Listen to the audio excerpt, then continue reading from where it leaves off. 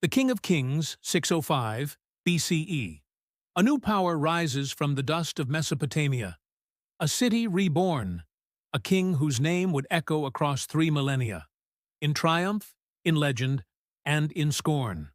Nebuchadnezzar II, the greatest king of Babylon. To his own people, he was a builder of wonders, a champion of the gods, the man who made Babylon the jewel of the ancient world. To the Israelites, he was the destroyer of their temple, the tyrant of their exile, the enemy of God himself. But to history, he was something more. A man who stood at the crossroads of myth and reality, who carried the torch of Mesopotamian greatness after Assyria's fall, and who transformed his father's fragile kingdom into an empire that made the earth itself revolve around Babylon. This is his story. Chapter 1. Born of war, heir of empire. Nebuchadnezzar II was born around 634 BCE in Chaldea, the southeastern corner of Babylonia. His true name, Nabuchodonosor, Nabu, protect my firstborn son.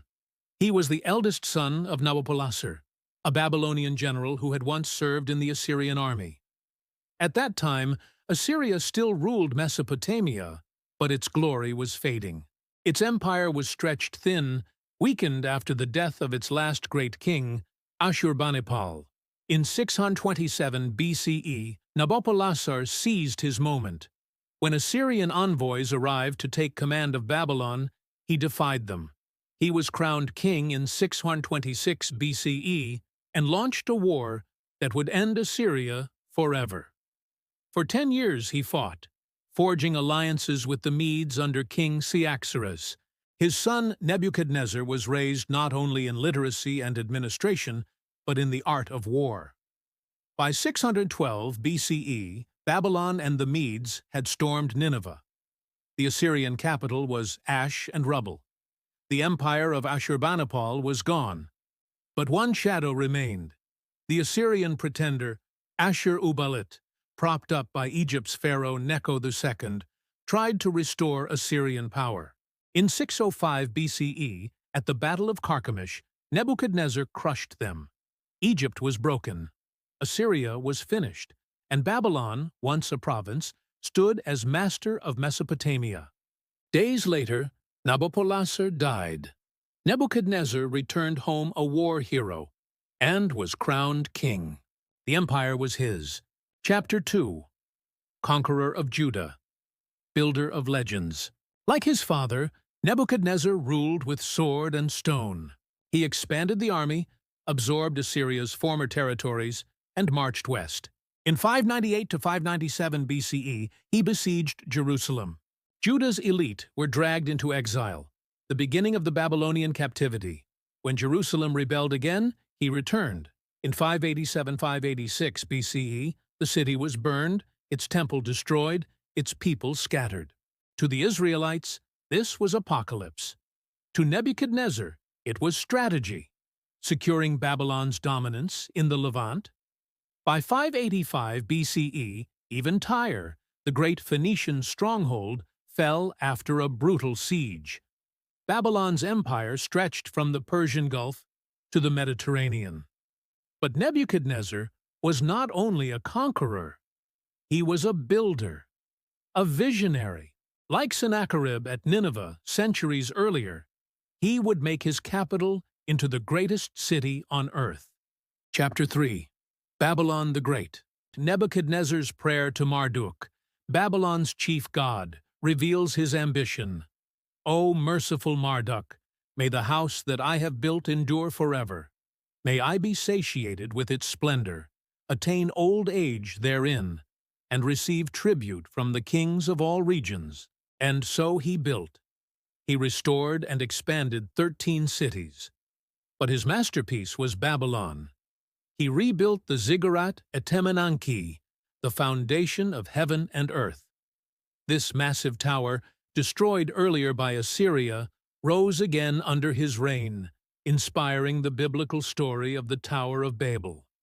He reconstructed temples, adorned streets, and carved Babylon into a vision of divine majesty. At the heart stood the Ishtar Gate, bricks glazed with dazzling blue, decorated with lions, bulls, and dragons in gold. Its processional way stretched nearly a kilometer, 70 feet wide, walls towering 50 feet high. It was a city of gods, crowned with temples, obelisks, and palaces. To the Babylonians, it was the center of the world, a belief carved into clay maps that placed Babylon at the heart of creation itself. Scholar Paul Krawczyk would later write, "He made it the largest, the most splendid, and in some eyes the most glamorous city the world had ever seen. And yet, its greatest wonder remains a mystery." Chapter 4. The Hanging Gardens. The Hanging Gardens of Babylon, one of the 7 wonders of the ancient world. Said to have been built by Nebuchadnezzar for his queen, Amytis of Media, who longed for the mountains of her homeland. Terraces rising like a green mountain, trees and flowers planted on high platforms, ingenious machines raising water from the Euphrates. But did they exist? No Babylonian inscription mentions them. Not even Nebuchadnezzar's proud East India House inscription, where he boasts of his works. The first descriptions come centuries later from writers like Diodorus Siculus, who attributes them to a Syrian king, perhaps confusing Babylon with Assyria's Nineveh. Modern scholars debate, were the gardens a myth, misplaced memories of Nineveh's parks? Or did they truly stand in Babylon, a marvel lost to time? What is certain is this: Nebuchadnezzar wanted Babylon to be a city of wonder, a place where myth and reality blurred. And whether the gardens were real or legend, his city was already considered a miracle of the ancient world. Chapter 5. The Enemy of God.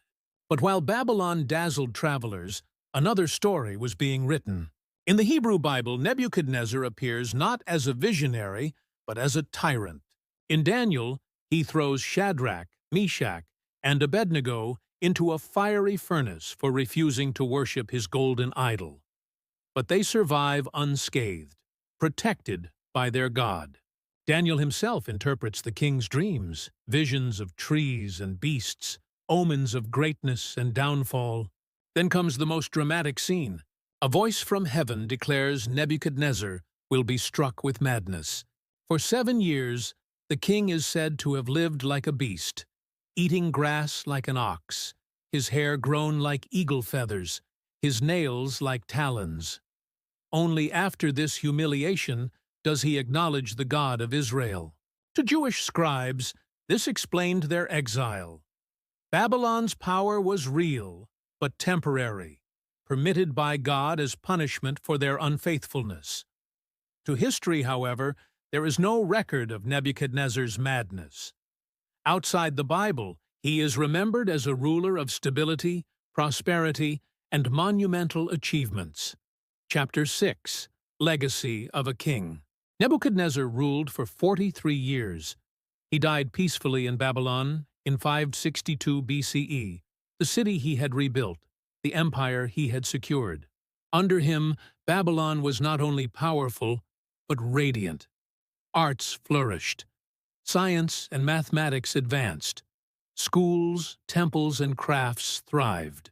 Women enjoyed more rights here than in many other lands of the time.